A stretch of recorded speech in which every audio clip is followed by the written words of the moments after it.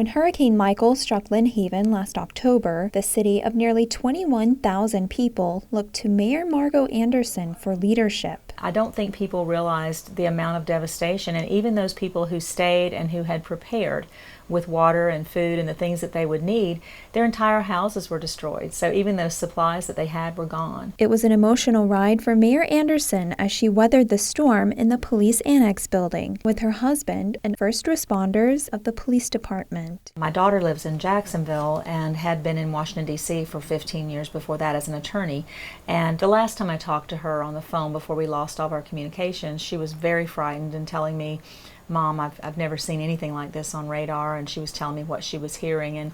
And without sounding too grim, we really said our goodbyes. It was that bad. I mean, she just didn't think that there was any chance because it was bearing down on Panama City. But she didn't wear her heart on her sleeves. Instead, she rolled them up and got to work. I had made this vow that I would not cry ever because of the fact, as everybody knows, a woman in a head of government position to cry would have just been disastrous because it would have looked weak, and unfortunately.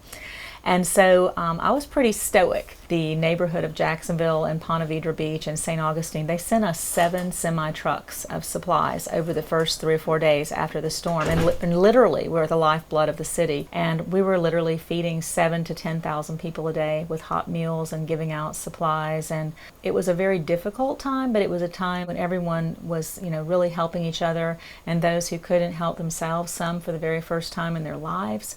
It was a very unique experience for them, and we tried to do the best we could to say, everyone's in the same boat. We're going to help each other and we're going to get through this, and that's how we did it.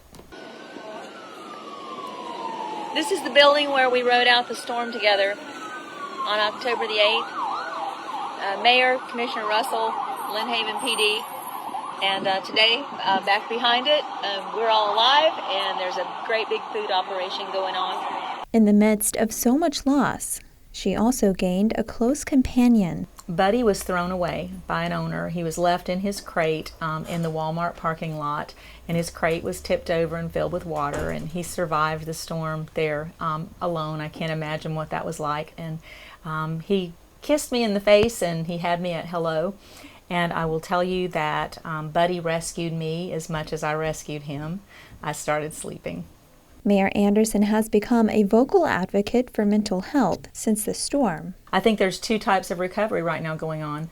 People are trying to recover the structures they live in, their possessions, and they're trying to recover their own persona.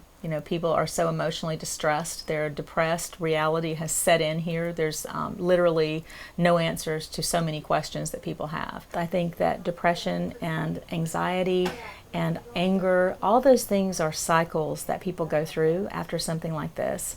And I would encourage anyone not to be ashamed, not to be afraid, to take those fears, see a counselor, see a therapist, go and talk to your pastor, your priest, and find someone to pour out your heart to. And I think that's the key to moving on.